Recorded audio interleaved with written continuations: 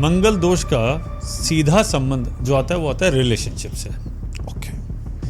वहीं पर इसकी वैल्यू है सबसे ज्यादा, ऐसा सब बोलते हैं। अच्छा। लेकिन मंगल का उसके अलावा भी जीवन में बहुत इंपॉर्टेंट रोल है। तो मंगल से ही शुरुआत है।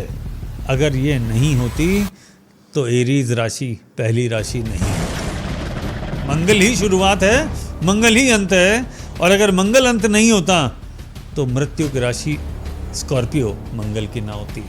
Scorpio sign death, transformation, pain, problem, long diseases, accidents, surgeries का भी स्कॉर्पियो ही है। और मृत्यु का दोनों के मालिक मंगल हैं। लेकिन 12वां मंगल अगर खराब है तो कोर्ट कचहरी या हॉस्पिटल जरूर लेके जाएगा।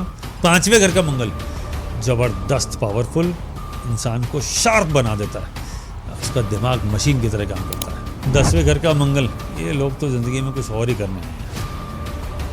अच्छा, कोई कोई कहता है कि जैसे कि प्रेम तो बहुत करते हैं लेकिन गाली निकल जाती है, यानी कि जो बेस्ट फ्रेंड क्लोज फ्रेंड होते हैं उनकी कुंडली भी एक जैसी लगभग होती है। तो सबसे पहला जो सक्सेस का पॉइंट है, आज नहीं तो कल लोग आपका सम्मान करेंगे ही करेंगे।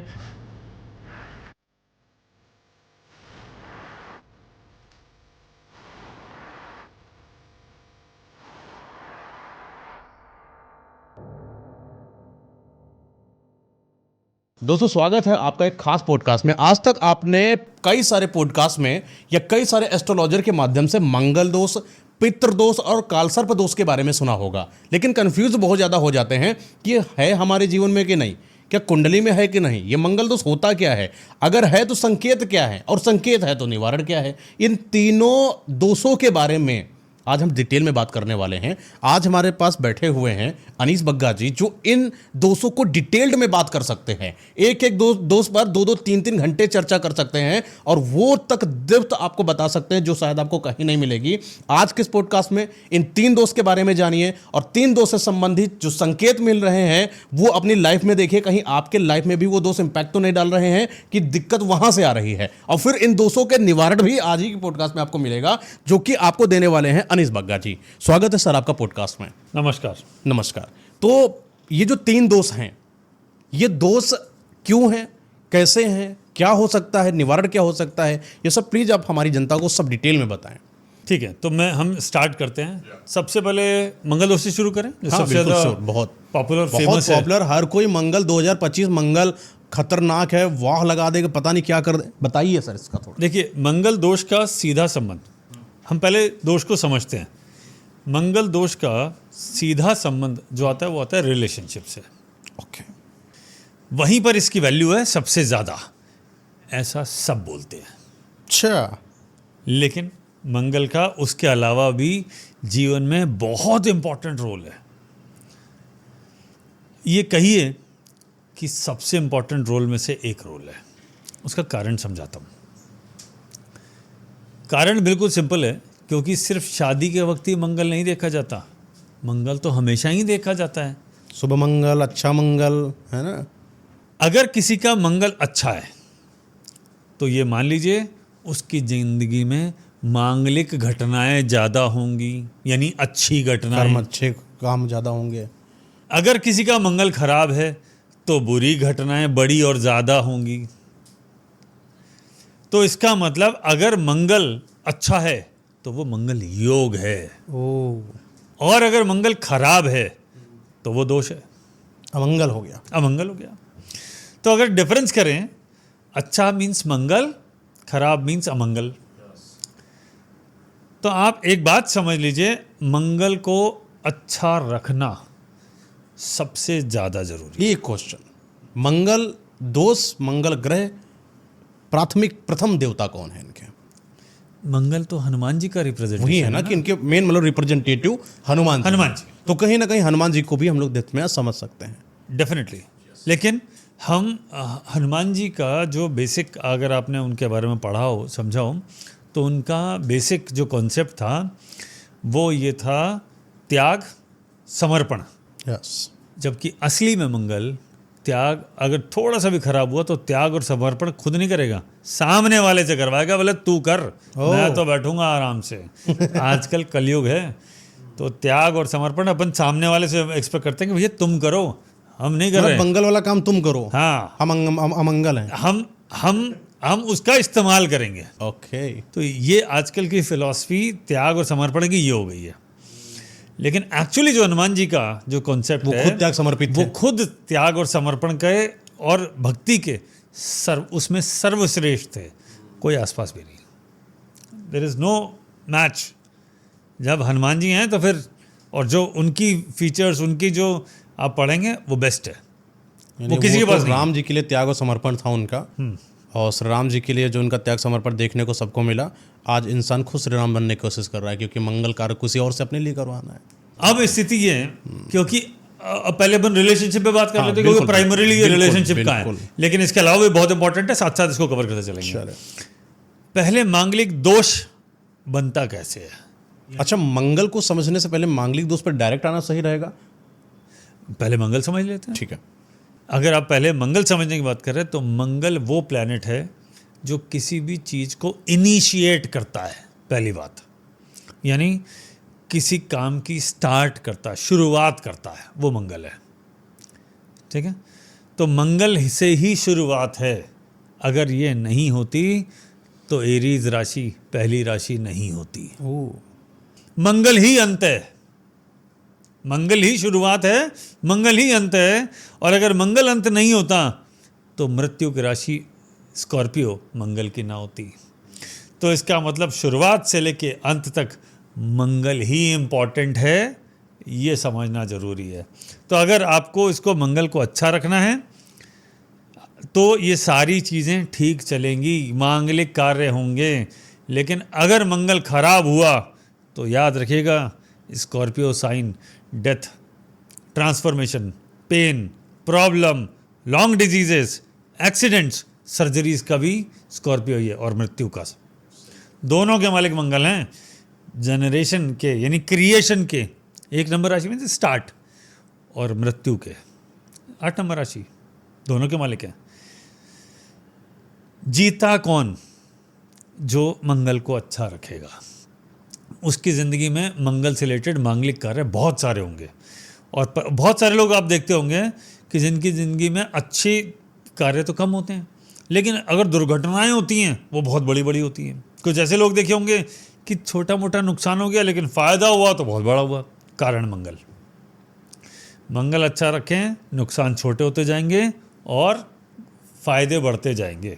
और हमारा तो ऑडियंस को एक ही चीज़ कहना है, फ़ायदा बढ़ाइए, नुकसान घटाइए, और यही जीवन का आनंद है। हम लोगों को लगता है कि ये मंगल क्या मतलब, हम दोष को सही करें, कर्म सही कर लें। कर्म क्या, आज बात करेंगे। हाँ, बोले कि मंगल दोष, काल सर्प दोष, सब दोष हटा दो, कर्म करने जाओ, कर्म प्रधान। तो वो जो कर्म है उसमें भी मंगल का इम्पॉर्टेंट रोल है। क्यों? क्योंकि मंगल वहाँ उच्च के हैं जो कर्म की राशि 10 नंबर है, और मंगल वहाँ नीच के हैं जो आराम की राशि 4 नंबर है। तो मंगल क्या कहते हैं? मैं आराम नहीं करूँगा, मैं तो कर्म करने आया हूँ। एक समरसेबल का पाइप है, पानी बह रहा है, कर्म तो समरसेबल कर रहा है, पाइप में छेद हो जाए तो क्या करेगा? पानी कम जाएगा। तो दैट्स द रीजन कि हमें कहीं ना कहीं दोषों को समझना पड़ेगा, और अगर हैं तो उनको निवारण करना पड़ेगा। बिल्कुल ठीक बात। अच्छा, कुछ और संकेत जैसे एक इंसान को मिलते हैं जिससे पता चले इसको लगा है मंगल दोष? साहब, अगर मंगल बहुत खराब है तो जैसे अभी अपन ने बात करी कि बड़ी नुकसान वाली, परेशानी वाली बड़ी घटनाएं ज़्यादा होंगी और सुख वाली छोटी होंगी, ये तो कॉमन मैन की बात कर लेते हैं। अब मंगल के प्लेसमेंट के हिसाब से तय होगा कुंडली में कि मंगल कहाँ पर क्या नुकसान कर रहा है, कहाँ पर क्या फ़ायदा कर रहा है। ठीक है। आप ये मान लीजिए, अब अभी अपन मंगल के सारे को समझते हैं, स्टेप बाय स्टेप चलते हैं, सबको समझते हैं।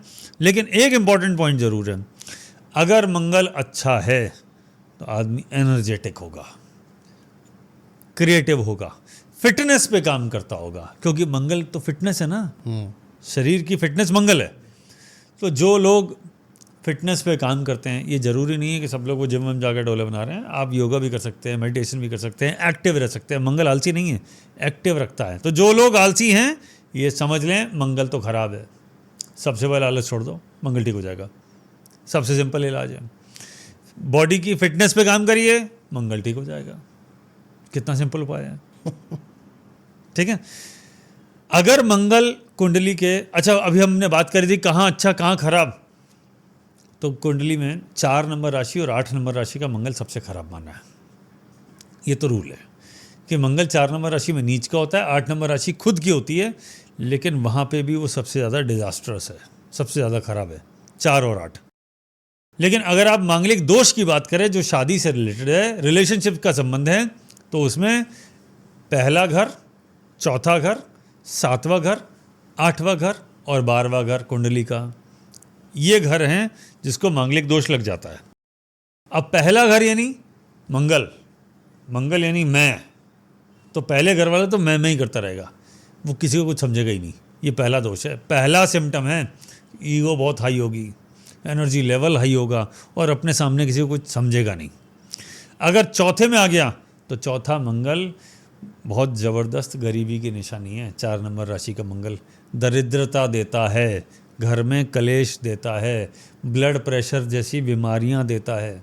ये मंगल 4 की निशानी है कि अगर मंगल किसी का 4 नंबर राशि में है यानी नीच का है, वो गरीबी की अवस्था है, वो खूब मेहनत करवाएगा और बढ़िया रिजल्ट नहीं देगा। यानी आपके कमाई के लिए किए गए काम का, यानी आपने मान लो काम ज़्यादा पैसा कम, मंगल खराब नीच का 4 नंबर राशि। 7 नंबर राशि का मंगल यानी कुंडली का अगर 7वां घर पकड़ लूँ, 7वां, अगर 7वें घर का मंगल है तो वो रिलेशनशिप में झगड़ा जरूर करवाएगा। कोई ना कोई तरह की मुसीबत गले पड़ी ही रहेगी, किसी न किसी की एक्स्ट्रा जिम्मेदारी आपको हमेशा मिलेगी। और ये लोग दूसरे को बहुत टेक केयर करते हैं लेकिन पार्टनर को कम। इसलिए कुंडली मिलान करते वक्त मंगल को ज़रूर देखना चाहिए। पहले का होगा तो खुद करेगा, बोले मैं, 7 करेगा तो पार्टनर करेगा मैं, तो दूसरे की वैल्यू ख़त्म। चौथा वाला गरीबी के लिए और 8वां वाला एक्सीडेंट, प्रॉब्लम्स, डेथ। और 12वां वाला हैं 12th। और 12th वाला जो मंगल है वो भी आपको ओवर अग्रेसिव बनाता है, लेकिन ज़िंदगी में हॉस्पिटलों के बहुत चक्कर कटवाता है, अच्छा, या कोर्ट कचहरी के बहुत चक्कर कटाता है। तो अगर 12वां मंगल होके खराब हुआ और उसका संबंध रिलेशनशिप से आया तो आपको कोर्ट में खड़ा कर देगा, डिस्प्यूट में खड़ा कर देगा। तुरंत तलाक। 12th वाला तो तलाक कई बार नहीं होता है। पुराने लोगों के तलाक नहीं होते थे, आजकल के तलाक होते हैं। पुराने वालों का तलाक का परसेंटेज इतना अच्छा नहीं था, मतलब इतना ज़्यादा नहीं था। आज वाला तो तलाक का परसेंटेज बहुत ज़्यादा बढ़ गया, क्योंकि पहले वाले क्या फैमिली में बैठ के डिसाइड कर लेते थे। आजकल वो फैमिली ही छोटी हो गई, तो बड़े लोग उतने साथ में रहे नहीं, तो आप उनकी बात सुनते नहीं हैं, तो आप कोर्ट चले जाते हैं। लेकिन 12वां मंगल अगर ख़राब है तो कोर्ट कचहरी या हॉस्पिटल ज़रूर लेके जाएगा, ये सिंपल रूल है। तो 1, 4, 7, 8, 12 ये खराब है रिलेशनशिप को लेके, लेकिन पैसे के लिए और हेल्थ के लिए 4 और 8 वर्स्ट। तो इसका मतलब 4 और 8 वाला मंगल आ गया तो आप समझ जाइए इसकी ज़िंदगी में बहुत बड़ी बड़ी परेशानियां जरूर आएंगी, पैसा ठुकता ही रहेगा हर जगह पर। हाँ, मंगल को। और अगर मैं बातों से संबंध करूं तो हमने पहला घर, चौथा घर, 7वां, 8वां, 12वां की बात कर ली, लेकिन ऐसे बहुत सारे लोग हैं जिसका मंगल दूसरे घर में है, तीसरे में है, 5वें में है, 6ठे में है। दूसरे घर वाला मंगल इसके ऊपर भी बहुत जिम्मेदारियां आती हैं। अच्छा, लेकिन ये वेल्थ और प्रॉपर्टी के लिए ज़बरदस्त होता है, बहुत बढ़िया होता है। खराब ना करें वरना वेल्थ और प्रॉपर्टी तो गई। ये कैसे खराब करेंगे? अच्छा, हम अपने कर्मों से खराब करते हैं। मैं भी अभी रेमेडीज पे भी आऊँगा, ठीक। तो मैं आपको उपाय भी दूंगा ठीक। कि इसको कैसे ठीक कर लो। तीसरे घर वाला मंगल बहुत करेजियस, बोल्ड डिसीजन लेने वाला बनाता है, लेकिन इनके छोटे बहन भाई ज़िंदगी में बहुत परेशान रहते हैं। इसलिए इसका ध्यान रखना चाहिए, कहीं आपका ज़्यादा अच्छा मंगल या ज़्यादा खराब मंगल आपके उन पे भी असर डाल रहा है, तो उसका ध्यान रखना चाहिए। लेकिन अगर तीसरे घर का मंगल होगा तो करेजियस, बोल्ड ज़रूर होगा, लेकिन इसके परिवार में किसी न किसी को चाइल्ड रिलेटेड समस्या जरूर आएगी, संतान से रिलेटेड। इसलिए कुंडली मिलाते वक्त ये बातें ध्यान रखनी चाहिए कि मंगल किसका कहाँ है, दोनों का कहाँ पे असर फेंक रहा है। 5वें घर का मंगल ज़बरदस्त पावरफुल, इंसान को शार्प बना देता है, उसका दिमाग मशीन की तरह काम करता है, इतना फास्ट, इतना बढ़िया। लेकिन अगर ख़राब हुआ ज़रा सा भी तो संतान पे बहुत नेगेटिव असर डालेगा। 6ठे घर का मंगल ज़बरदस्त, बहुत जगह बहुत अच्छा माना है। लेकिन ये लोग ईगोइस्टिक होते हैं, और अगर किसी कर्जे में डूब गए तो निकालना बहुत मुश्किल होगा, और अगर कोई लिटिगेशन या कोर्ट कचहरी हो गई तो बहुत लंबे लंबे केसेस चलाता है। तो दोनों का प्राइमरीली मैंने छठे को बहुत ख़राब नहीं बताया है, लेकिन अगर लिटिगेशन हो गया तो बहुत ख़राब है। और लोन आजकल हम लोग ले लेते हैं, गाड़ी खरीदनी है, घर खरीदना है, तो उसको रीपेमेंट करते रहिए, ठीक से लाइन रखिए तो ठीक है, देन इट इज़ ओके। इनको लोन वोन आसानी से मिल भी जाता है। 7वें की बात कर ली, 8वें की हम बात कर चुके हैं। 9वें घर का मंगल एक ज़बरदस्त इंसान बनाता है, कुंडली में बहुत बढ़िया राजयोग होता है 9वें घर का मंगल। अगर ये ख़राब नहीं हो रहा किसी वजह से, या 4 या 8 नंबर राशि का 9वें घर में तो खराब ही है, तो ये मंगल ज़बरदस्त आपको पावर सेंटर बनाता है, ना सिर्फ आपको, पिताजी को भी। ओके।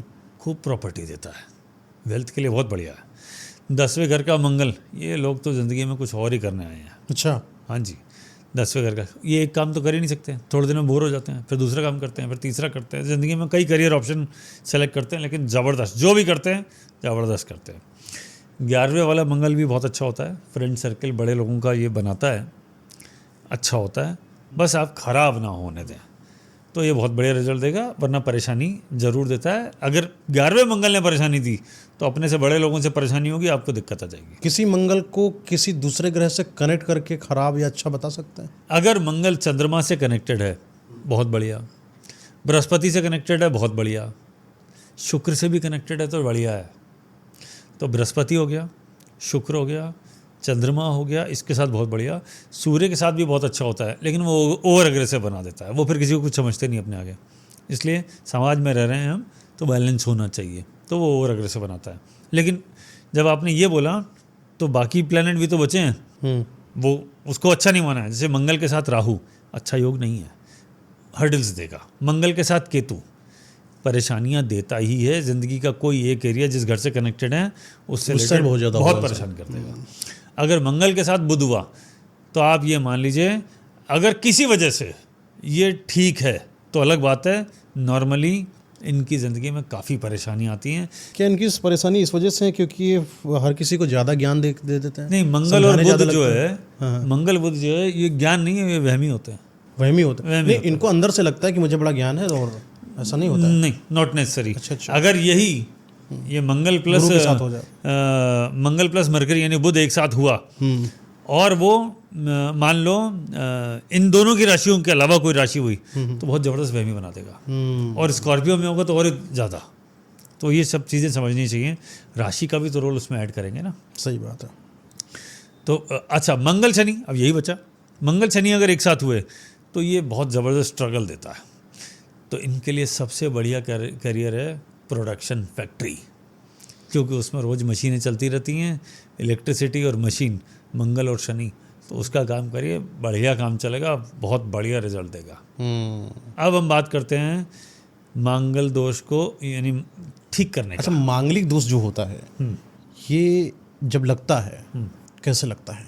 सब वो जो बताया 1 4 7 8 12 वाला, इन हाउसेज में मंगल है। इनका सोल्यूशन तो होगा? हाँ बिल्कुल है। अच्छा, कोई ऐसा हो सकता है कि सेम टू सेम चार्ट जो है मांगलिक का, सेम टू सेम दूसरे का मांगलिक का चार्ट है, इनकी मैच हो जाएगी? मैच हो जाएगी ना, मैच हो जाएगी। और अगर जो है अनजाने में शादी हो गई है किसी की, एक मांगलिक का चार्ट है, एक मांगलिक का चार्ट नहीं है, तो क्या सच में किसी दूसरे पार्टनर के साथ बहुत डेथ, ऐसा मतलब डेथ तो एक दूसरा पार्ट हो गया, क्योंकि इतना जब रिलेशन अच्छा ही नहीं चल रहा है, दूसरे की मान रहा है, बीमार हो जा रहा है, मैं कर रहा है, उसको डेथ के बराबर ही तो समझे उसको। तो ये इंसान क्या समझौता किया जा सकता है इसका किसी उपाय से? उपाय से पहले एक और बात करते हैं समझने के लिए। ये जो डेथ की बात है कि मांगलिक दोष है, मांगलिक की नॉन मांगलिक से शादी नहीं करनी चाहिए, उन्हें डेथ हो जाती है। 2 पॉइंट है मेरे यहाँ पे। एक, जो मतलब मांगलिक दोष वाले नहीं है दोनों, वो कभी नहीं मरेंगे, कभी तो मरेंगे। एक बात, एक तो ये हो गया काउंटर क्वेश्चन। दूसरा ये कि इसका मतलब ये है कि जल्दी हो जाएगी एक की, और एक बेचारा बहुत लंबे समय तक अकेला रहेगा, किसी की जवानी में डेथ हो गई, वो उसका कनेक्शन 8वें घर से है। क्योंकि 8वां घर डेथ है ना, बाकी घर तो डेथ है ही नहीं। सही बात है। तो उसका कनेक्शन डेथ से हो ही नहीं सकता। लेकिन 7वें घर से हुआ तो वो अग्रेशन की वजह से कुछ दिनों के लिए अलग रहने लग जाएंगे, है ना, तो रिलेशनशिप में प्रॉब्लम्स देगा। 4थे घर में हुआ तो बेचारे घर में अलग रह रहे हैं, कलेश हो गया, झगड़े ज़्यादा हो गए, फाइनेंशियल क्राइसिस हो गए, तो ठीक है। तो मांगलिक दोष अगर दोनों कुंडली मांगलिक अगर है, दोनों लोग हैं और 8वें घर का संबंध नहीं आ रहा है तो गुड टू गो है, कोई ज़्यादा प्रॉब्लम नहीं है, कोई दिक्कत नहीं। लेकिन अगर 8वें घर का संबंध आ रहा है तो सोचना पड़ेगा। अच्छा, चार्ट के बारे में जब देखा जाता है तो लड़की लड़के का मिलाया जाता है, सास बहू का क्यों नहीं मिलाया जाता? सास बहू का क्यों नहीं मिलाया जाता है? साहब अगर इतने मिला लिए तो शादी कैसे होगी?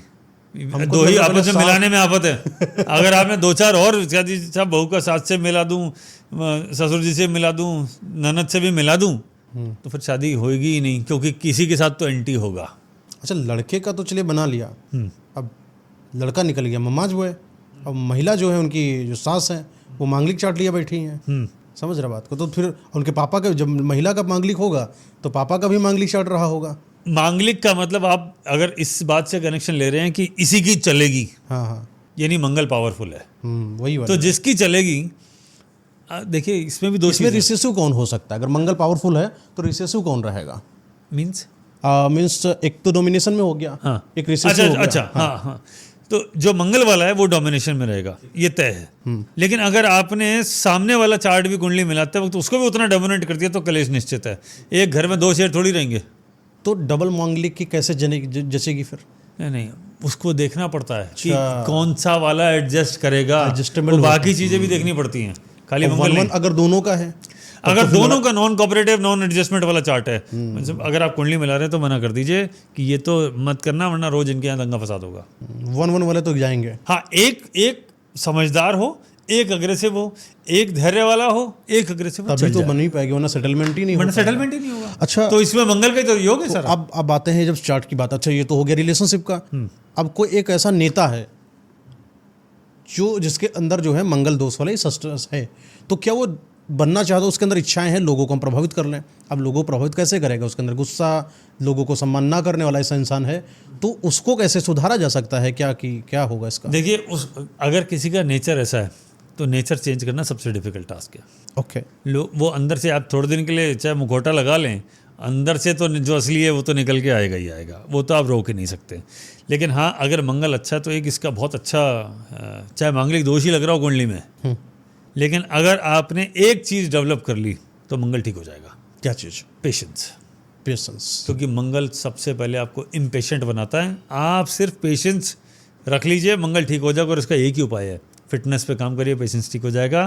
उपाय तो मैं पहले ही दे गया शुरुआत करते ही कि अगर मंगल दोष है और उसको सेटल करना है तो सबसे पहले फिटनेस पे काम करिए। अपना आप ज़्यादा फिट रहेंगे, आप में पेशेंस रहेगा। गुस्सा आपका, मंगल का मतलब क्या है? एनर्जी। आपने एनर्जी एक्सरसाइज में निकाल दी, अब आप शांत हो गए। यानी कि आपका कहने का मतलब है कि एनर्जी जो होती है nether be created not be destroyed वाला पैटर्न रहेगा। आप उसको मोल्ड शिफ्ट कर दीजिए। That's it. सही है, आपने एकदम पिन पॉइंटेड बात कर ली। तो इस तरीके से एनर्जी से चलेंगे। अच्छा, मंगल दोष जैसे किसी को लग जाता है, क्या मंगल दोष का प्रभाव जो हो लग रहा है वो पेरेंटल भी लग जाता है? सब आप एक बात समझते हैं इसको, मैं आपको कॉन्सेप्ट समझाता हूँ परिवार का, आपको जवाब मिल जाएगा इसका। एक परिवार में 2, 3, 4, 5 लोग हैं, यानी मम्मी डैडी, उनके 2 बच्चे, इसकी वाइफ इसके बच्चे, इसकी वाइफ इसके बच्चे। अगर ये जॉइंट फैमिली में रह रहे हैं तो 8-10 लोगों का परिवार। अगर ये दोनों बच्चे अलग अलग रह रहे हैं, मम्मी डैडी किसी एक के साथ रह रहे हैं, तो ये 6 लोग हो गए, 5 लोग हो गए। इस तरह का परिवार नॉर्मली आजकल हमारे यहाँ यही चल रहा है। जो लोग एक परिवार में हैं उनकी कुंडली आपस में मैच करती है। जो लोग घर छोड़ के अलग चले गए हैं या झगड़े हो गए हैं और वो अलग जा रहे हैं, इसका मतलब कुंडली आपस में मैच नहीं कर रही। जिसकी कुंडली मैच करेगी वो आपके साथ रहेंगे, चाहे वो आपका परिवार का सदस्य नहीं है तो आपका दोस्त है। अच्छा, चाहे वो साथ में काम करने वाले लोग हों, हाँ, चाहे वो ऑफिस हो या बाहर के लोग हों, आप सेम एनर्जी ही अट्रैक्ट करते हैं। आप अपोजिट एनर्जी अट्रैक्ट ही नहीं करते। अगर मेल फीमेल की बात कर रहा हूँ तो, अगर आपके दोस्तों की भी बात कर रहा हूँ तो आप जैसे हैं आपको अपने दोस्त भी वैसे ही पसंद आएंगे, अपना फ्रेंड सर्कल वैसा ही रहेगा, और परिवार के वही सदस्य ज़्यादा पसंद आएंगे। यार ये मेरा एकदम क्लोज बॉन्डिंग है। क्यों है भाई? क्योंकि जैसे मैं सोचता हूँ वैसे वो। यानी कि जो बेस्ट फ्रेंड, क्लोज फ्रेंड होते हैं उनकी कुंडली भी एक जैसी लगभग होती है। हाँ, उनमें से कोई ना कोई 1-2 प्लैनेट ऐसे ज़रूर हैं जो उनको बांधे हुए हैं। आप एक बात समझ लीजिए, बहुत जगह और बहुत जगह के अब तो बहुत सारी जगह होना चाहिए, बहुत को हटा के बहुत सारा वर्ड यूज़ कर रहा हूँ कि परिवार के लोग तो आपस में नहीं रह रहे हैं, है ना, भाइयों में दिक्कत है, बहनों में आपस में नहीं बन रही है, अलग अलग रह रहे हैं, केयर नहीं कर रहे, एक दूसरे के दुख सुख में साथ नहीं है, लेकिन दोस्तों के साथ बॉन्डिंग ज़बरदस्त हो गई है। यानी वो सेम एनर्जी थी और इनकी एनर्जी आपस में अट्रैक्ट नहीं कर रही थी, कलेश पैदा कर रही थी। आपको ये समझना पड़ेगा। तो अगर परिवार है और उसमें बॉन्डिंग है तो कुंडली एक सी ही है, परिवार है कुंडली भी एक सी है, लेकिन बॉन्डिंग वाला फैक्टर जो प्लैनेट है वो मिसिंग है, तब भी परिवार तो है ही। गलती से शादी हो गई है अपोजिट चार्ट वाले की, सेटल ही नहीं हो पा रहा है, मतलब दोनों लोगों को हो नहीं पा रहा, अब क्या उसको तलाक लेकर अपनी नई लाइफ किसी अपनी ही कुंडली वाले के जैसे बिता लेनी चाहिए, या एक एथिक्स और पैटर्न में रह जाना चाहिए कि नहीं भैया शादी कर लिया जीवन भर रहेंगे साथ? डिपेंड करता है माइंडसेट पे, पारिवारिक नहीं उसका स्थितियों पे, रोज जो है समाज पे। सर लड़ाई हो रही है, हाँ? हाहाकार रोज मच रहा है घर के अंदर, तो साथ नहीं रहना चाहिए। रोज मरने से अच्छा एक बार मरो। सही बात है। घर के अंदर आ रहा है कोई इंसान है, पति है, घर के अंदर प्रवेश करता है, पत्नी उसकी कलह कलेश मचा रही है, हाँ, एक दिन हो गया, 2 दिन हो गया, 3 दिन चलता है, लेकिन कोई इंसान को अगर ग्रो अप करना है आगे तो उसको प्यार चाहिए, नफरत थोड़ी ना चाहिए। सब एक प्यार, एक मान सम्मान। अगर आप सामने वाले को रिस्पेक्ट ही नहीं दे रहे तो प्यार भी टेम्परेरी है। जब तक सामने वाले का सम्मान नहीं है, प्यार जो है वो दिखावटी ही रहेगा। असली प्यार में रिस्पेक्ट पहले आता है, प्यार बाद में आता है। सम्मान भी ना बहुत अच्छा ऐसे निकलती भी नहीं है जब तक न्यौछावर ना हो जाए इंसान उसके लिए। तो वो जब वो तो इसका मतलब बॉन्डिंग ज़बरदस्त है। अगर बॉन्डिंग ज़बरदस्त है तो सम्मान भी है, प्यार भी, और एक दूसरे की वैल्यू है, कदर। अच्छा, कोई कहता है कि जैसे कि प्रेम तो बहुत करते हैं लेकिन गाली निकल जाती है, तो फिर वो देखना पड़ेगा कि उसकी कुंडली का दूसरा घर कितना खराब है। अगर दूसरे घर में शनि बैठा है तो दबा के गाली देते हैं लोग तो। अच्छा, कई लोगों को देखा होगा, दोस्त हैं आपस में, गालियां जम के चल रही हैं, एक दूसरे को कहो उठा के बेल्ट मार दें, दोस्ती में गाड़ी ले जा रहे, दूसरे गाड़ी फोड़ दें, 2 दिन बात ना करें, लेकिन एक फ़ोन बुलाएं, भैया मैटर हो गया है, अब वो तुरंत दोस्त भागता चला रहा है, सब खत्म हो गया दुश्मनी। ये अंडरस्टैंडिंग है आपस की, ये दोस्ती है, लेकिन वो जो जिस वजह से ये दंगा फसाद चल रहा है वो खराब मंगल है। उस खराब मंगल मंगल को की ठीक वजह कर से। लो। ये खराब मंगल वाले ऐसे ही होते हैं। अच्छा, ये खराब मंगल की वजह से लड़ाई कर दी, प्रेम कैसे हो गया? तुरंत प्रेम की के लिए फोन तो किया, शुभ- भाई ने तुरंत जाना बस। ये दोस्तों का प्रेम है हाँ, तो वो बाकी प्लेनेट सपोर्टिव होगा। चार्ट में सिर्फ प्लेनेट नहीं है, राशियां भी तो हैं, दशाएं भी तो हैं। बहुत बार ऐसा होता है कि आपका बचपन का दोस्त है, अचानक कोई बात पे, एक छोटी सी बात पे 20 साल के लिए दूर चला गया। क्या कर लोगे आप? दशाओं का भी रोल है। अच्छा, यहाँ टाइमिंग पर का भी दशाएं बहुत- इंक्लूड हो जाएंगी। हाँ, दशाएं इंक्लूड हो जाएंगी, राशियां इंक्लूड हो जाएंगी, तभी तो ऐसा होता है। सही बात है। अच्छा, कई लोगों के अंदर होता है, कई इंसानों के अंदर की आभा शक्ति इतनी होती है कि स्वतः हाथ जो है चले जाते हैं चरणों को छूने के लिए। कई लोग ऐसे हैं, जैसे कि अपने लोग तो महाराज जी लोग होते हैं, बाबा जी लोग होते हैं। वो बृहस्पति की एनर्जी है। अच्छा, जितना अच्छी बृहस्पति की एनर्जी होगी, आपकी बॉडी का जो ऑरा है वो उतना ही सोफिस्टिकेटेड और अच्छा होता जाएगा। अब मंगल की बात है तो हनुमान जी की बात है। हनुमान जी का उसमें- ओज, हाँ, उसमें आप अगर हनुमान जी की बात कर रहे हैं तो उनमें एनर्जी तो थी, लेकिन बृहस्पति की पॉजिटिविटी। हनुमान जी तो देखिए बहुत बड़ा पैकेज तो हो गए, सुप्रीम पावर जिनके है। हम लोग मंगल दोष के एक इतना सा भी समझ लीजिए छोटा पार्ट कि हम लोग यहाँ पर डिस्कशन कर रहे हैं। मैंने कहा कि हनुमान जी का जैसे कि ओज आया कि सब लोग समर्पित हो गए, तो क्या किसी इंसान के अंदर भी कोई ऐसा ओज जनरेट करा जा सकता है मंगल दोष को हटा के या ला के, कि उसके अंदर भी ऐसी एनर्जी डेवलप हो जाए कि लोग सम्मान करने लगे? हाँ, लेकिन उसके लिए सबसे पहली बात अगर आप करें तो सबसे पहला जो सक्सेस का पॉइंट है वो डिसिप्लिन। लाइफ में डिसिप्लिन लाना ही पड़ेगा।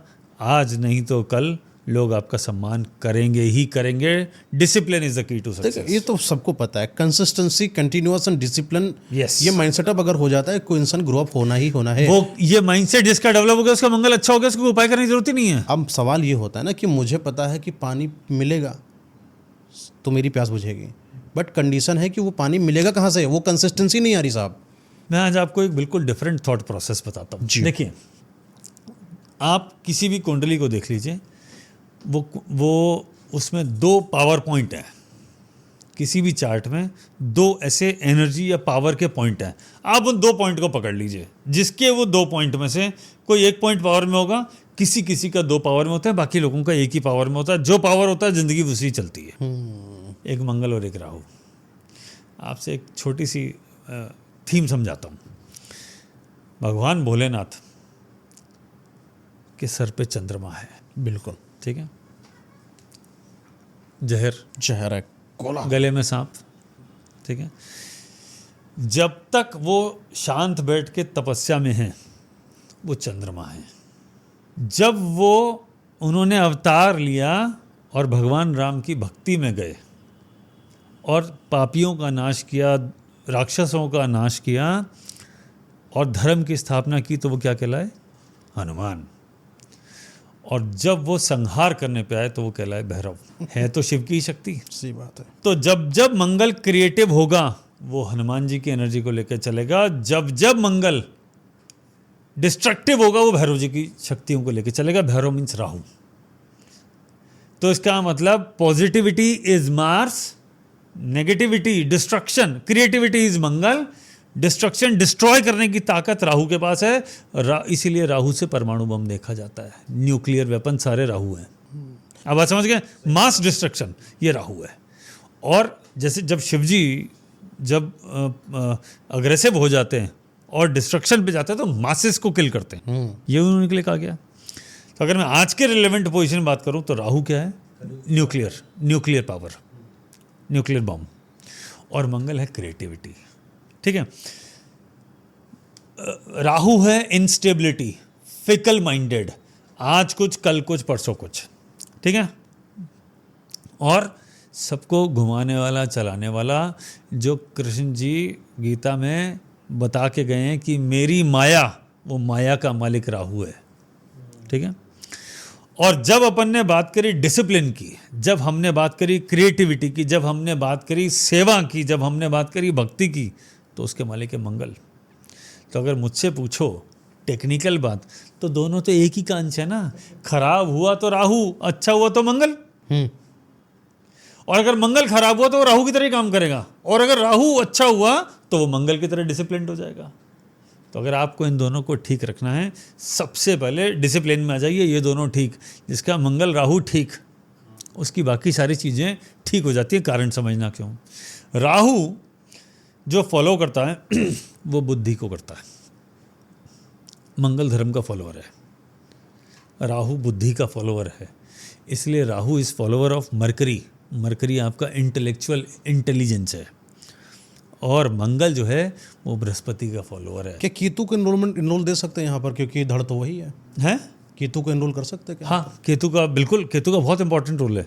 तो जैसे हमने मंगल राहु की बात करी, हाथ पैर तो वही चाहिए।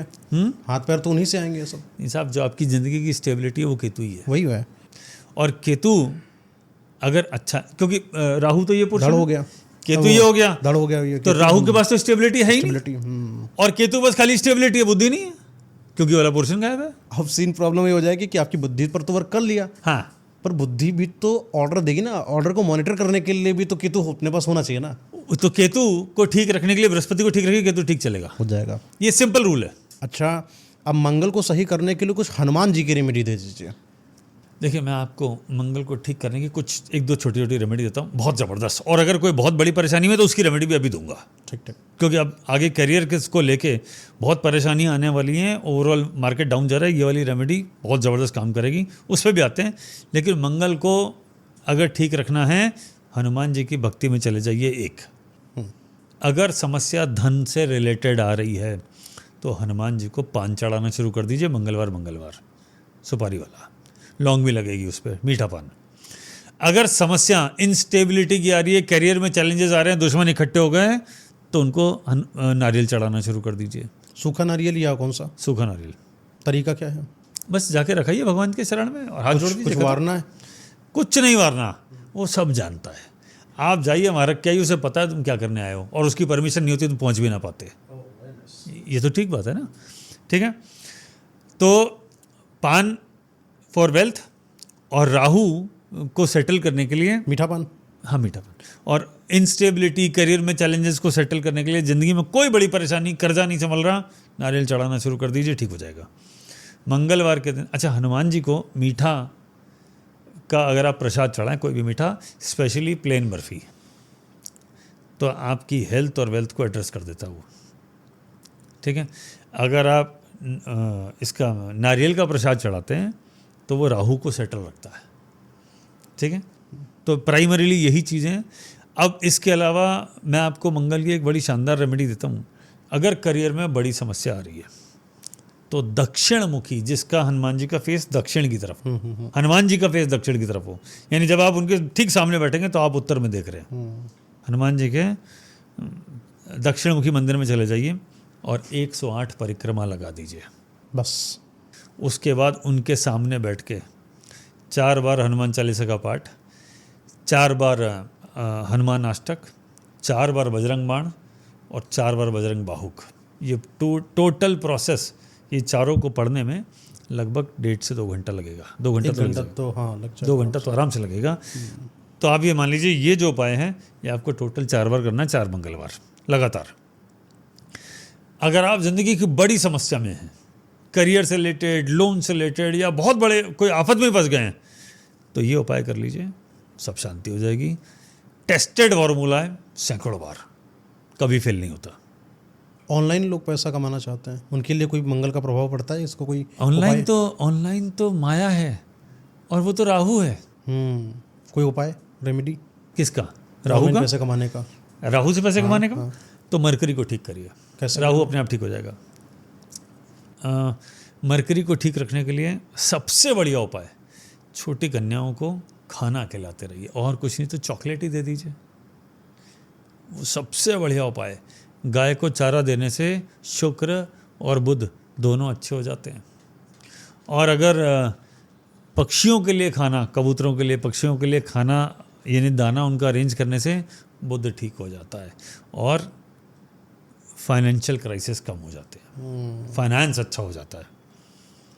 तो ये टेस्टेड फार्मूला है, इंपॉर्टेंट रेमेडीज। हाँ, लेकिन एक बात ध्यान रखना, आप अभी गए पक्षियों को दाना दिया, शाम को अमीर बन जाएंगे ये मत एक्सपेक्ट करना।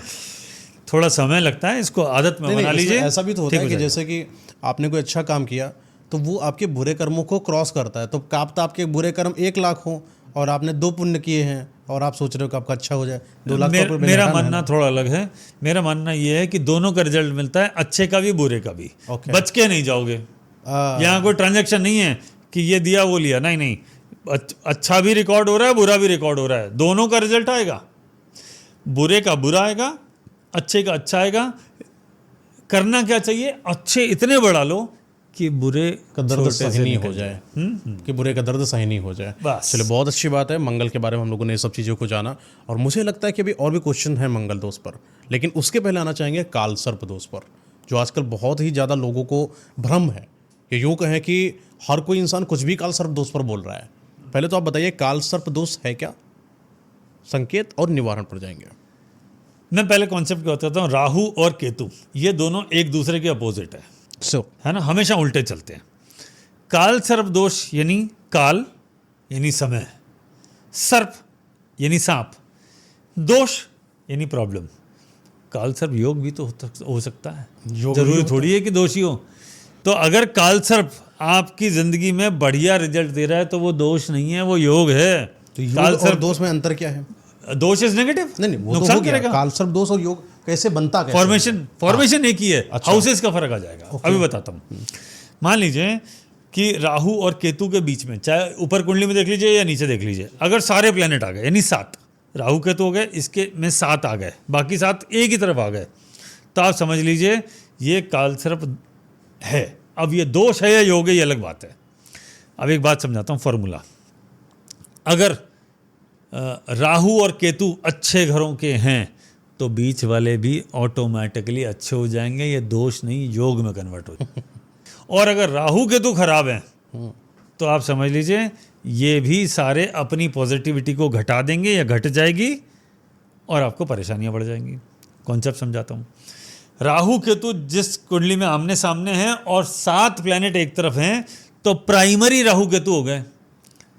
अगर ये खराब है तो आप पूरी ज़िंदगी बंधनों में रहने वाले हैं, कोई ना कोई बंधन रहेगा। अब बंधन का मतलब हमेशा जेल नहीं होता है, आपकी इमोशनल बॉन्डिंग भी होती है जिस वजह से आपको बहुत ज़्यादा नुकसान हो जाते हैं।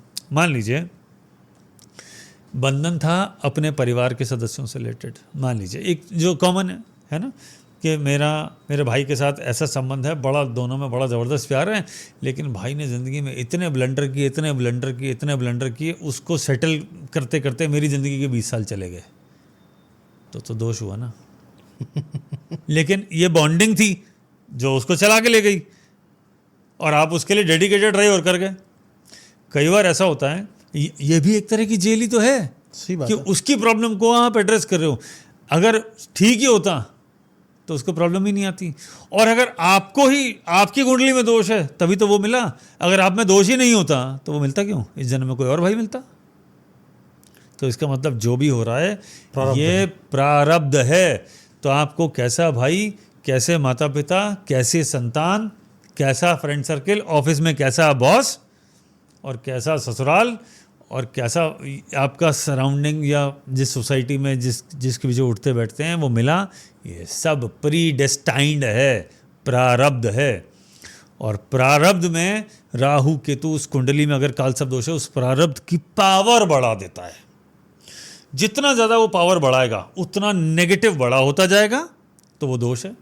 अगर किसी वजह से वो पॉजिटिव कर रहा है, जो बहुत कम लोगों के करता है, बहुत कम लोगों के करता है, तो वो पॉजिटिविटी को बहुत बढ़ा देगा। बहुत सारे बड़े बड़े पॉलिटिशियन कालसर्प वाले हैं, बहुत सारे पावर सेंटर, क्योंकि जिस चार्ट में ये है वो पावर सेंटर है, ये तो तय मान लीजिए। अब वो पावर पॉजिटिव वे में काम आ रही है या नेगेटिव में, ये अलग बात है। पावर तो है ही, क्योंकि जब राहु केतु के बीच में सब आ गए तो सबकी पावर को राहु केतु ने अपने में ग्रास्प कर लिया, ग्रैब कर लिया। जिसने 7 प्लैनेट की पावर को अपने अंदर ले लिया या उससे कुछ छीन लिया। अगर आपको ध्यान है तो रामायण के समय बाली का जिक्र आया है। बाली कहता है जो उनके सामने आएगा उसकी शक्तियाँ मेरे पास आ जाएंगी। हालांकि डायरेक्टली मैं ये नहीं कह रहा हूँ कि कालसर्प दोष यही होता है, लेकिन आप ये मान लीजिए उनकी पावर भी, उनकी एनर्जी का भी कुछ अंश राहु के तो अपने में कैप्चर कर लेते हैं। टेक्निकल पॉइंट है ये। दैट्स व्हाई द रीजन जो होता है, अब किसी वैसे नेता के पास जिसका कालसर्प दोष है, आप उसके पास चले जाइए, आपका खुद उम्मीदवार वाला पावर खत्म होने लगता है। उसका वो पावर सेंटर है उसके ना, पास चलता वो उसके पास चला जाएगा। मजबूरन आप खुद ही वहाँ से बोलोगे भैया ऐसा है, अच्छा ठीक, अपनी सीट में छोड़ रहा हूँ। अब अगर राहु ऐसे में कुंडली में तीसरे घर में और केतु 9वें घर में बैठा हो, ये बहुत जबरदस्त योग होता है। 6ठे में हो राहु और 12वें में कुंडली में केतु बैठा हो, जबरदस्त होता है। लेकिन लगन में राहु और 7वें में केतु, रिलेशनशिप गया। अच्छा, वो रिलेशनशिप किसके साथ गया? पत्नी के साथ की बात, बाहर वालों के साथ? बाहर वालों के साथ डिपेंड करेगा, क्योंकि राहु तो चालबाज है ना। तो वो घर में कुछ और डील करेगा, बाहर अलग तरीके से डील करेगा। तो घर में तो कलेश मचा हुआ उसके, लेकिन बाहर जाके वो एकदम सेटल रहेंगे। हाँ जी ये ठीक है, अपनी इमेज ही अलग बनाएंगे। ड्यूअल माइंडेड है ना, तो अपनी इमेज बाहर अलग और घर में अलग रखते हैं। राहु लगन 7वें घर में केतु, तो घर में तो कलेश चल रहा है और बाहर उसी पे ज्ञान दे रहे हैं। सेकेंड हाउस और 8वां घर, क्योंकि दोनों घर एक साथ चलेंगे, या तो सेकंड में राहु हो या केतु हो, और दूसरा 8वें में राहु और केतु है ना, अपोजिट चलेगा। इनकी ज़िंदगी में फाइनेंशियल क्राइसिस देगा राहु केतु। क्यों देगा? क्योंकि बाकी सारे प्लैनेट शामिल हैं। फाइनेंशियल क्राइसिस, जब भी बहुत कुछ अच्छा हो रहा होगा, परिवार में कोई नेगेटिव घटना जरूर होगी। हर अच्छाई के पीछे, हर बहुत बढ़िया अच्छाई के पीछे एक बड़ी समस्या साथ साथ चलती है, और ज़्यादातर फाइनेंशियल मैटर होते हैं। आप बड़े खुश हुए, बड़ा सेलिब्रेशन हुआ, बड़ा ज़बरदस्त हुआ, फिर घर में कोई घटना हो गई, सब गया। अब आप मूड ऑफ करके बैठे कि यार ये क्या हो गया, हमारे साथ ही क्यों? वो राहु दूसरा और 8वां, या केतु दूसरा और 8वां, अपोजिट है, दोनों रहते हैं। तीसरा मैंने बता ही दिया आपको। चौथा राहु और 10वां केतु, या चौथा 10 केतु और 10वां राहु आपको या तो घर छोड़वा देगा और दूर जाके बहुत बढ़िया आप राइज करेंगे। विदेश सेटलमेंट का बहुत ज़बरदस्त योग है। लेकिन अगर बर्थ प्लेस के आसपास हैं, गया, अपनी माता जी से बना के रख लेंगे तो ठीक रहेगा। जितना झगड़ा करेंगे उतना बड़ा फाइनेंशियल क्राइसिस, उतने बड़े हेल्थ इश्यूज, सीधी स्टोरी है। तो अगर उससे रिलेटेड बन रहा है तो ये चैलेंज है। 5वें और 11वें घर से रिलेटेड बन रहा है, यानी 5वां राहु या केतु और 11वां राहु या केतु, ऐसा बनना है ना, अपोजिट चलेगा। तो ये लोग दिमाग से बहुत तेज होते हैं, बहुत तेज। लेकिन जितना ग्रो करना चाहिए, अगर ये खराब रिजल्ट दे रहे हैं उतना नहीं देंगे। काम ज़्यादा पैसे कम, फिकल माइंडेड। और अगर ये खराब हुआ तो आदमी को गलत रास्ते चलवा देता है। 6ठे 12वें की बात कर चुके हैं, पहला 7वां की बात कर चुके हैं, तो ये राहु, ये है कालसर्प दोष का पूरे 12 घरों पे चार्ट का असर। अच्छा, संकेत मोस्टली अगर किसी इंसान को कुछ ऐसा दिख जाए, उसको लग रहा है कालसर्प दोष है, एक बार कुंडली दिखवा लेना चाहिए। सब अगर पहले दूसरे, अगर रिलेशनशिप बहुत बड़े, अभी तो उसको कुंडली का पता ही नहीं है। अच्छा, जैसे कि उसको ऐसा लग जाए कि इन संकेतों से लग रहा है कालसर्प दोष है, एक बार कुंडली को चेक करा लें। तो आप एकदम सिंपल समझ लीजिए, जब आपको लगे कि मेरी ज़िंदगी का एक कीवर्ड है अचानक, कि बोले कुछ भी हो जाता है अच्छा या बुरा, तो अचानक का मालिक राहु है।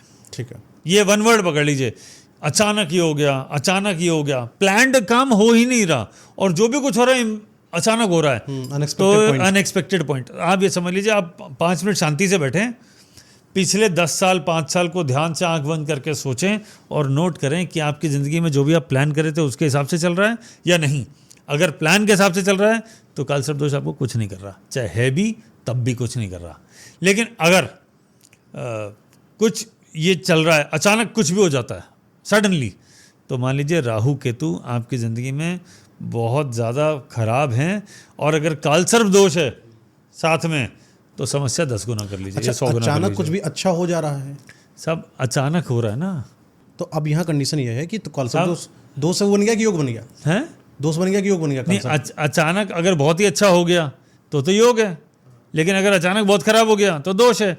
अचानक अच्छा चांसेस कम लोगों के साथ होते हैं, जो मैंने कहा वो 2-5%, 7%, जिसके लिए योग है। अचानक अच्छा ही हुआ, जिन्होंने प्लान किया, प्लान के हिसाब से नहीं चल रहा है, सब कुछ हो रहा है अचानक, पता नहीं क्यों, कब, क्या, कैसे। वो राहु केतु तो ये खराब हुआ, योग बना कि दोष बना?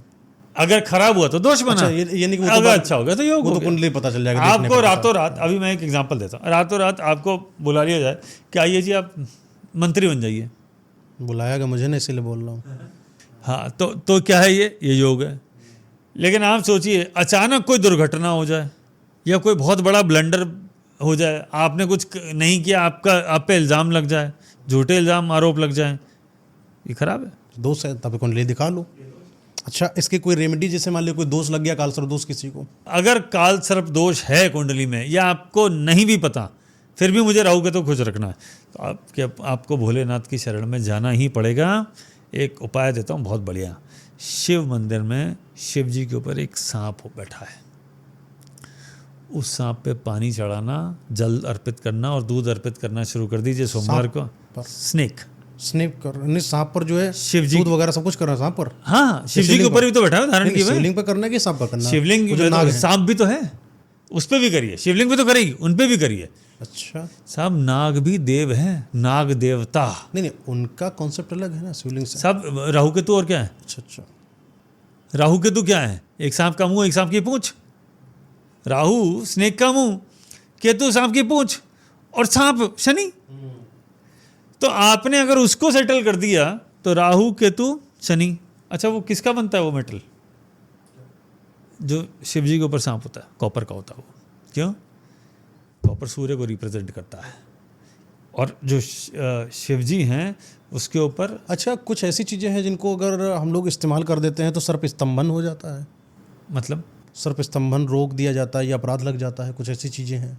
वो तंत्र का टॉपिक है। वो इस तरह के स्तंभन और शिव जी के ऊपर ही जो नागदेव हैं, हाँ, है कुछ ऐसी चीज़ें जिनको अगर आप टच कर देते हो, छुआ देते हो, चढ़ा देते हो, तो इनको आपको सीलिंग पर ही चढ़ाना चाहिए, नाग देवता पर नहीं चढ़ाना चाहिए। नहीं, वो एक अलग कॉन्सेप्ट है। मैं तो कालसर्प दोष की बात कर रहा हूँ स्पेसिफिकली। तो अगर किसी को कालसर्प की समस्या है तो शिव मंदिर जो है, शिव परिवार, सारी समस्याओं का उपाय वही है। हालांकि आप अलग अलग देवताओं पर जा सकते हैं, लेकिन वहाँ गणेश जी हैं जो बुध और केतु के लिए हैं, कार्तिकेयन हैं जो मंगल को एड्रेस कर लेते हैं, माता हैं जो बुध को एड्रेस कर लेती हैं, शिव जी खुद चंद्रमा को एड्रेस कर लेते हैं, राहु केतु शनि को वो एड्रेस कर लेते हैं, बाहर बैठे हैं नंदी देव, बैल, 2 नंबर राशि टॉरस। यानी कि सिर्फ मात्र जल चढ़ाने से ही सब हो गया। ये सबको आप एक साथ, इसीलिए तो शिव परिवार है, इसी को। और इसीलिए सावन का महीना है, सावन के महीने में ये सारी चीज़ें कर लें। अब सावन तो ऑलमोस्ट एंड हो गया, तो बाकी दिन भी तो हैं, मंडे चले जाइए। मंडे मोस्टली मंडे को ही ज़्यादा होता है। किसी भी दिन करिए, भगवान जी थोड़ी मना कर रहे हैं कि तो मंगलवार है तो आज तू मेरे यहाँ कैसे आ गया, ऐसा तो कोई नहीं कहेंगे। आप अगर और कभी नहीं भी जा सकते और तो ये तो जाइए। और कोई रेमेडी? ये तो प्राइमरी रेमेडी है, बस इसको करते चलिए, लेकिन इसका रिजल्ट आपको वही डिसिप्लिन एंड कंटिन्यूटी वो मान करते लिया कोई चलिए। एक ऐसा इंसान है जो शिवलिंग पर नहीं जा सकता क्योंकि शिव मंदिर घर से दूर है, बहुत दूर है, मतलब उसके आसपास है ही नहीं, या कोई एक ऐसी महिला है जिनको दोष लगा है, जाना है, पर कुछ ऐसा योग नहीं बन पा रहा है कि करना है, तो देखिए एक काम करिए, Rahu is the follower of mercury, यानी राहु बुध का फॉलोअर है, बुध को ठीक कर दो। केतु बृहस्पति का फॉलोअर है, उसको ठीक कर दो। अब बुध को ठीक करने का सबसे बढ़िया उपाय, पक्षियों को खाना दे दीजिए, कन्याओं को भोजन दे दीजिए, राहु सेटल। और गुरु का कोई भी स्थान हो या कोई भी मंदिर हो, कोई भी मंदिर या गुरु का स्थान या स्पिरिचुअल कुछ भी हो, वहाँ पर जाके मंदिर में प्रसाद चढ़ा दीजिए, वहाँ पे कम से कम माथा टेक कर आ जाइए, माथा टेका दीजिए, केतु शांत हो जाएगा, बहुत बढ़िया। इससे सब सेटल हो जाता तो अभी तक हम लोग पहुंच चुके हैं कालसर्प दोष पर, अब एक नए दोष पर पहुंचते हैं जिसका नाम है पितृदोष। है। पितृदोष एक ऐसा दोष जो ऑलमोस्ट सारी कुंडली में है। पितृ का मतलब वो पूर्वज जो अब नहीं है, दोष का मतलब वो समस्याएं जो आपकी ज़िंदगी में, जो जिस वजह से आपकी ज़िंदगी में परेशानियां आ रही हैं। पितरों का संबंध पूर्वजों से रिलेटेड है, लीनियज से संबंध है, ठीक है। तो दो अगर मैं बातें कहूँ, पहली कि आपके पूर्वजों ने, आप जिस लीनियज में जिसमें जन्म लिया है, आपके पूर्वजों ने जो गलतियां की उसकी सज़ा आप भी भुगतेंगे। ये पितृदोष या पितृ ऋण। जैसे क्या होता है, जब हम माता पिता अपनी संपत्ति संतान के नाम लिख देते हैं, पेरेंटल प्रॉपर्टी तुम्हारी हुई, ये फ्लैट तेरा, ये दुकान तेरी, ये ज़मीन जायदाद तेरी, ये गहना तेरा, वैसे उनके जो कर्म हैं, उनके जो बुरे कर्म जो हैं, वो भी आपको गिफ्ट में देके जाते हैं। तो अगर उन्होंने फोर फादर्स ने कुछ नेगेटिव कर्म किए और वो ज़्यादा बड़े हैं, सब करते हैं, लेकिन जो ज़्यादा बड़े हैं, जिसमें नेचुरल डिजास्टर टाइप की चीज़ें हो गई, यानी जैसे आपने किसी की हत्या ही कर दी, तो ये दिक्कत है ना। तो वो अगली वाली पीढ़ियों को इससे संबंधित दोष देखे जाते हैं, है ना। जैसे योग है वैसे दोष है। योग मीन्स गुड, यानी प्रॉपर्टी दे गए, पैसा दे गए, या दोष दे गए, यानी उन्होंने जो जो गलत काम किया उसका असर आप पे आएगा। अब अगर ये पूछा जाए कि पितृ ऋण किस किस पे है, तो जवाब है सब पे, क्योंकि ऐसा तो कोई हुआ ही नहीं जिसकी ज़िंदगी में परेशानी नहीं आई, ऐसा तो कोई हुआ ही नहीं।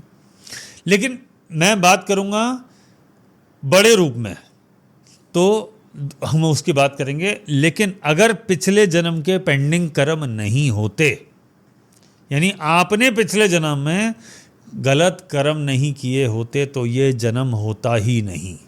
ओके। या तो आप चुकाने आए हैं या आप वसूलने आए हैं। अच्छा, किसी का लड़का हो जाना ये भी पितृदोष का कारण बनता है। कहते हैं कि तुमने अच्छे कर्म कर ले, कुछ बाकी रह गए जिसका ऋण अभी बच्चा पूरा करेगा, या बेटी जो होती है वो अंत हो जाता है।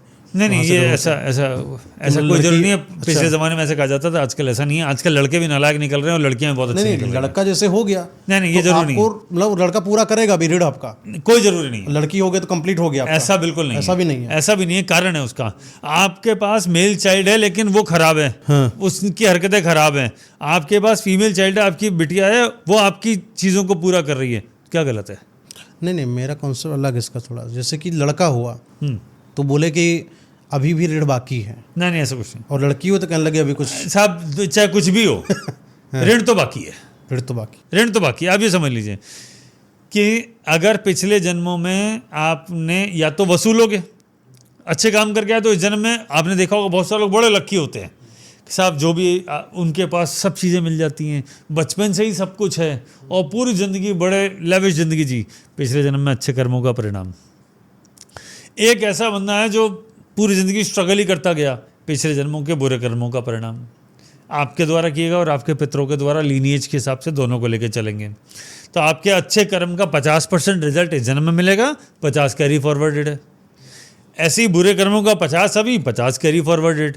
कई बार लोग कहते हैं ना कि वो तो इतना रिश्वत लेता है, इतना गलत काम करता है, गलत तरीके से पैसा कमाता है, शॉर्टकट अपनाता है, लोगों के साथ फ्रॉड चीटिंग करता है, इसको तो इसने तो बड़ा राइज किया। अब आगे समय बताएगा। ये भी तो हो सकता है कि आगे जब बुरा समय आएगा तो वो इतना निकल भी जाएगा। तो पितृ ऋण या पितृदोष ये बहुत इंपॉर्टेंट पॉइंट है। इसमें एक प्लैनेट, मैं एकदम शॉर्टकट में बताता हूँ, एक प्लैनेट बहुत इंपॉर्टेंट है। अगर आपने उसको सेटल कर लिया तो सबसे ज़्यादा सेटल्ड है, सबसे कम दोष लगेंगे, प्राइमरीली सेटल्ड है, वो है बृहस्पति। कुंडली का 9वां घर यानी 9 नंबर राशि या 9वें घर में जो भी राशि बैठी हो, काल पुरुष कुंडली की बात करूं, जब कुंडली बनी थी तो 9वां घर किस्मत का दिया, 9वां घर पिताजी का दिया, यानी एक ही लीनिएज की बात कर रहा हूँ। मेरी किस्मत मेरी फैमिली से कनेक्टेड है। अगर वहाँ पे अच्छा हो रहा है तो किस्मत साथ दे रही है तो पितृदोष कम है, अगर किस्मत साथ नहीं दे रही तो पितृदोष बहुत बड़ा है। तो आपकी किस्मत है, अगर पितृदोष है और वो खतरनाक है तो समझ लीजिए किस्मत तो गई। सबसे बढ़िया उपाय बताता हूँ, पितृपक्ष आता है। पितृपक्ष में हम पंडित जी को बुलाते हैं, पंडिताइन जी को बुलाते हैं, घर में उनको आदर सत्कार के साथ बुलाते हैं, उनको खाना खिलाते हैं, है ना, उनकी सेवा करते हैं। वो 15-16 दिन जो पितृपक्ष के हैं, अमावस्या से, है ना, पूर्णिमा से शुरू करके अमावस्या तक, है ना, वो 15-16 दिन जो होते हैं वो बहुत इम्पॉर्टेंट होते हैं। इस वक्त वो पितरों के लिए फ्री विचरण का समय होता है, वो देखने आते हैं, ऐसा कहा गया है। मैंने उनको कभी देखते हुए नहीं देखा कि वो सामने दिख रहे हैं, ऐसा मैं कह रहा हूँ, लेकिन ऐसा कहा गया है कि उस वक्त वो जो एनर्जी है वो आप पे फोकस करती है और उस वक्त किए गए कार्य उनको मिलते हैं, उनको उसका फल मिलता है। बेतड़ी तो नदी वो में एक भी क्रॉस करने में मदद करती है उनको कहीं है। हाँ, तो ये वो पक्ष है जब आप पितरों को जो अर्पण करना चाहते हैं, जो उनकी सेवा में करना चाहते हैं, तो वो उनको दे, खाना खिलाएं, ना सिर्फ उनको पंडित जी को खिलाएं। हालांकि हमारे हिंदू धर्म में तो बहुत सारी अलग अलग चीज़ें दी हुई है। अगर आपको ध्यान हो, श्राद्ध पक्ष की बात कर रहा हूँ मैं, तो कौवे के लिए भी खाना जाता है, कुत्ते के लिए भी जाता है, गाय के लिए भी जाता है, पंडित जी के लिए भी खाना होता है, पंडितान जी के लिए भी खाना होता है, मंदिर में भी देना होता है, और एक समय का भोजन भी त्याग करना होता है, गायों का दान भी होता है, सब कुछ होता है उसमें। तो उसके अंदर आप देखें, क्या स्वर्ण दान पितृपक्ष को कंप्लीट कर सकता है? स्वर्ण दान, हाँ, वो दानों का प्रीमियम है। वही ना कि बोले कि पितृपक्ष हो गया, स्वर्ण दान करना ही पड़ेगा। अगर आप स्वर्ण दान यानी सोने का दान की बात कर रहे हैं, तो स्वर्ण तो बेस्ट मेटल है ना, तो आप जितना ज़्यादा करेंगे उतना ज़्यादा बेटर। किसी कर्म की वजह से, जैसे कि दाह संस्कार क्रिया करते वक्त या अंतिम संस्कार क्रिया करते दौरान, जब किसी इंसान ने चिता के वक्त, जिसने भी वो कपाल क्रिया करी है, और कपाल क्रिया करने के बाद उस इंसान को नहीं जाना चाहिए था घर के अंदर, और किसी भी कारण वो आजकल कलयुग का ज़माना है, सब अंदर चले गए, लोगों से डिस्टेंस में रखना जाता है जिसको कपाल क्रिया करना है, करेक्ट है ना, लेकिन अब कहाँ कोई फॉलो करता है, उसको तो आंगन में एक जगह निकाल दी जाती है। अब इस कंडीशन में जब कोई हमारा एक पितृ है, जब वहाँ गया पितृलोक में, तो पितृकक्ष में, विश्राम कक्ष में बैठा हुआ है, अब उसको डंडे पड़ रहे हैं वहाँ पर, उसको एंट्री नहीं मिल पा रही है। मिले कैसे? जब तक यहाँ से उसके कर्मों को एकदम सेटल नहीं करा जाएगा। करेक्ट। तो अब उसको क्या हम उन सारी चीज़ों को, अंतिम संस्कार, दाह संस्कार के दौरान हुई गलत क्रियाओं को क्या स्वर्णदान से पार कर सकते हैं या गौदान से पार कर सकते हैं क्या? इस देखिए, सबसे इम्पोर्टेंट जो दान है वो खाने का है, यानी कि भंडारा उनके नाम का कराएं। एक क्योंकि ये सब कुछ करा सकते हैं। स्वर्ण दान तो प्रीमियम है, उसमें कोई डाउट ही नहीं है, लेकिन वो कॉमन मैन नहीं करा सकता ना। लेकिन अगर आपने भंडारा करा लिया, गाय की सेवा कर ली, पक्षियों की सेवा कर ली, वो भी तो खाना ही खिलाना है। तो इसलिए खाना इज़ वेरी वेरी इंपॉर्टेंट, खाना खिलाना सबसे इम्पॉर्टेंट। अगर आपको ध्यान हो तो एक जगह कथा में हमने भी सुना था कि कर्ण को, उसकी आत्मा को लौटाया गया था कि एक खाने का दान करया, क्योंकि वरना तुझे वहाँ खाना नहीं मिलेगा मृत्यु के पश्चात। हाँ। तो स्वर्ण दान तो इम्पोर्टेंट है ही, मैं बिल्कुल मानता हूँ। उन्होंने स्वर्ण का दान किया, इसलिए वो सबसे प्रीमियम लोक में गए, लेकिन खाने का दान नहीं किया तो एक दिन के लिए वापस आना पड़ा था वो सब करने के लिए। तो आप उसको हल्के में नहीं ले सकते, खाना दान इंपॉर्टेंट नहीं है। स्वर्ण चाहे ना भी कर पाए, जो कर पाए वो जरूर करें, लेकिन जो ना कर पाए तो एटलीस्ट खाने के लिए जरूर करें। अच्छा, जब किसी मृतक की, मतलब कि कोई इंसान सदस्य की मृत्यु हो जाता है, उस समय उसके मुख पर स्वर्ण डाला जाता है, इसका और गंगा जल भी, गंगा जल है वो शांति के लिए हो गया, शांति के लिए। हाँ, शांति के लिए। ये स्वर्ण का दान क्या उस समय से काम करना चालू कर देता है जो मुंह के अंदर है, या कोई और इसका करना पड़ेगा? नहीं, देखिए, इसके अलग अलग रिचुअल्स होते हैं। ठीक है। बहुत सारी जगह जो सबसे ज़्यादा कॉमन है वो ये है कि जब आप अस्थियों का दाह संस्कार करने जाते हैं तो कितने समय के अंदर दाह संस्कार कर लेना चाहिए? अलग अलग दाह संस्कार के बाद जब आप विसर्जन करने जाते हैं चुकने के तो बाद? हाँ, तो वो हर फैमिली का अलग अलग कस्टम्स होते हैं। किसी के यहाँ तीसरे दिन होता है, किसी के यहाँ 11वें दिन होता है, किसी के यहाँ और लेट भी होता है। अलग अलग फैमिली के कस्टम है। पितृदोष के वक्त ये इंपॉर्टेंट चीज़ होती है जो आपका फैमिली का रिचुअल है। नया शुरू नहीं करें, जो परिवार फॉलो करता है वही करें। बट कुछ तो कॉमन होता है, जैसे कि हमने अभी फूल चूक के रख लिया है, हड्डियां मैंने विसर्जित करके एक कपड़े में, पन्नी में, मटके में, जिस भी तरीके जहाँ भी रहा, नॉर्मली 10वें 11वें दिन होता है नॉर्मली। 10वां तो आजकल दूसरे दिन कर लिया जाता है, और फिर जैसे ही चिता पूरा ठंडी हो गई, हाँ, रूल ये है 10वें 11वें। 10वां तो दूसरे दिन हो गया। पहले कहाँ 10वें दिन होता था? 10वां दिन ही इम्पोर्टेंट है। इम्पॉर्टेंट तो है, बट अब कहाँ 13 दिन कहाँ जा रहा है इंसान? तीसरे दिन पर आ जा रहा है। वो गलत कर रहे हैं। गलत है ना, लेकिन उसको कहीं ना कहीं कॉम्पैक्ट वर्जन निकाला गया है। तो जब फूल चुग लिया गया तो उनको रखा गया नीचे ही, जहाँ पर जलाया गया वहीं नीचे खोद कर। अब इसको कितने मैक्सिमम दिन तक रख सकते हैं? सब मैक्सिमम इज 17 ना मैक्सिमम। अच्छा, कुछ लोग 1-1 1.5 साल रखे रहे, ठीक नहीं है। तो फिर उनका तो वहाँ पर जाएगा नहीं ना, फिर तो दिक्कत हो जाएगी। मैक्सिमम 17 अच्छा, days। पितृदोष लग गया है तो इंसान तो बर्बाद हो गया ना, फिर तो बचा क्या उसका? सब बर्बाद is not the right word, लेकिन उसकी ज़िंदगी में परेशानियों का ज़्यादा आ गई और हैप्पीनेस कम हो गई। तो आप उसे अगर ये ना कहें कि एकदम बर्बाद हो गया। पितृदोष तो ऑलमोस्ट सबके हैं यार, वरना पैदा ही क्यों हुए? पिछले जन्म के पेंडिंग कर्म तो चुकाने आए हो, या चुकाने आए हो या वसूलने आए हो। ज़्यादातर लोग चुकाते हैं, वसूलने वाले कम हैं। चुकाने वाले ज़्यादा है ना, तो दोष तो सबके पास है। और ज़िंदगी का हर एरिया में आप 100% सेटिस्फाइड हो ऐसा ज़रूरी अच्छा, नहीं एक और चीज़ होती है, जैसे कि जब कोई ख़त्म हो जाता है, उसकी एक जगह पर जहाँ पर लोग नहाने जाते हैं, स्नान करने के लिए, वहाँ पर गड्ढा खोद कर बाँस की लकड़ी अंजुरी बनाई जाती है, पानी मतलब दिया जाता है। ऐसा माना जाता है कि आत्मा वहाँ पर आकर पानी पीती है। लेकिन समय के साथ इस चीज़ को लोग भूल गए और आत्मा को प्यासा छोड़ देते हैं। वो प्यासी आत्मा कहीं ना कहीं इंसानों के लिए दिक्कत करती है। आपका इसमें क्या मत है? मेरा मत ये है कि उसके लिए हरिद्वार में एक जगह बनी हुई है, ज़्यादातर वहीं किया जाता है। या इस तरह की जो भी होती है, ज़्यादातर इस तरह के रिचुअल गंगा पे किए जाते हैं। जहाँ गंगा नहीं है वहाँ दूसरी नदियों को गंगा जल डाल के फिर बनाया जाता है। हाँ, गंगा जल आप कहीं भी डाल ले, गंगा हो गई वो गंगा। एक और बात, हरिद्वार में ऐसा स्थान बना हुआ है, वहाँ पे एक पेड़ है जिस पे डाला जाता है। क्या, कौन, कहाँ, किधर? ये जो घाट बना हुआ है जहाँ पे अस्थि विसर्जन होता है, उसी के साथ में ही है, वहाँ पे किया जाता है। इसलिए गंगा और हरिद्वार का बड़ा स्पेशल रोल है, बहुत इम्पोर्टेंट दिया गया है अस्थि विसर्जन के लिए हरिद्वार को या इलाहाबाद को। और उसका कारण है क्योंकि जब समुद्र मंथन के बाद अमृत विसर्जन हो रहा था तो अमृत की बूंदें जहाँ गिरी उसमें एक जगह हरिद्वार थी। और अगर ये वहाँ किया जाए तो पितरों को मुक्ति मिल जाती है। अमृत का काम यही है। और राहु की सबसे बड़ी रेमेडी, काल सर्प दोष की और पितृदोष की सबसे बड़ी रेमेडी में गंगा स्नान कहा गया है। और वहाँ कहा गया है जहाँ कुंभ लगता है, वही तो वो पॉइंट है जहाँ अमृत गिरा था। इसलिए वहाँ का स्नान सबसे इम्पोर्टेंट माना गया। बहुत बढ़िया। तो दोस्तों, आज का जितना भी मैंने आपको बताया है, पितृदोष, कालसर्प दोष, और हम लोगों ने बात करी है मंगल दोष, तो ये जो तीनों दोष के बारे में बात करी है, सिर्फ इतना ही नहीं, अभी हम लोग सर को बुलाने वाले हैं गरुड़ पुराण के लिए। गरुड़ पुराण से संबंधित मृत से ऐसी कोई बात नहीं है जो गरुड़ पुराण के अंदर नहीं लिखी है। अगर आप कमेंट करके बताएंगे तो सर को गरुड़ पुराण पर व्याख्यात एक्सप्लेन करने के लिए बुलाएंगे। साथ ही साथ सर को लाल किताब के बारे में बड़ी अच्छी नॉलेज है। आपने कहीं ना कहीं लाल किताब का जिक्र जरूर सुना होगा। ये भी एक एस्ट्रोलॉजी से संबंधित ही है। हाँ, नाड़ी हो गई है ना, ऐसा बहुत कुछ है, लेकिन लाल किताब को बहुत अच्छे से समझ चुके हैं सर। तो नेक्स्ट पॉडकास्ट में अगर आप चाहेंगे लाल किताब को समझना या गरुड़ पुराण से संबंधित कोई चीज़ समझना तो सर को जरूर बुलाएंगे। आपका क्या मत है कमेंट करके जरूर बताएं।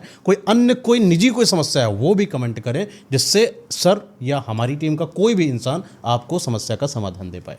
ये पॉडकास्ट यहीं पर सर खत्म करते हैं। मिलते हैं किसी एक नए पॉडकास्ट के साथ। Thank you. नमस्कार। नमस्कार।